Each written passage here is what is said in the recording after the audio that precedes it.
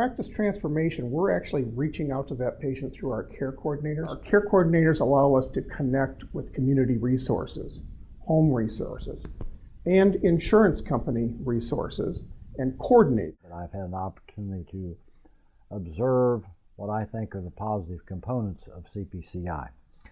One of those is the team approach that CPCi uses that supports collaboration between all the different providers in the continuum of care. I think the transition in our practice has been making it more of a team environment. I've never really had the go-to person like I do with Meg. If I have any issues with social support or ancillary services, which before I just hoped for the best, now I really feel like I'm supported in my patients receiving all that quality care. Through our EMR system, I'm able to send a message to my healthcare advocate or another team member to follow up with that patient in a period of time, let's say in 5 days or 7 days, to see what their blood pressure is doing with the changes, see what their sugars have done since we've made those changes. Prior to CPCi, when our patients did go to the ER or were admitted to the hospital, the only way we could find out is if the patient called us after the ER visits or hospital admissions, or once we got the report, which would sometimes take weeks or maybe longer than that. The program of CPCi is helping to build relationships between physicians and patients.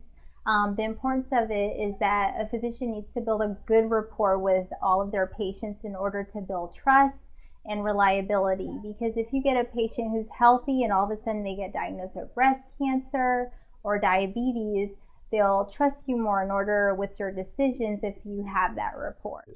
I think that hands-on team approach, a more intimate contact, really gets buy-in. I think the patients understand that we really value controlling their disease process. If you're building these relationships, we're better to assess the patient's needs.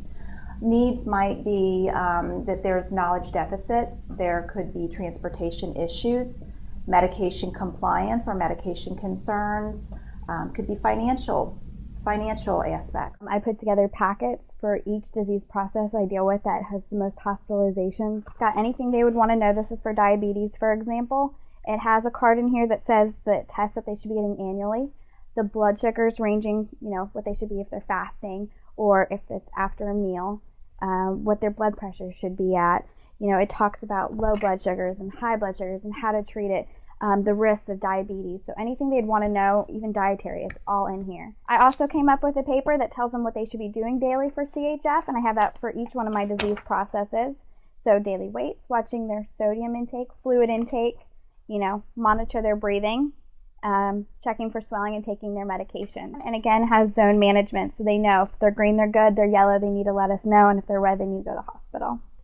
To me, it's my responsibility if they're not having an issue with a specialist or they're not having access to care, that's my responsibility to help them achieve that.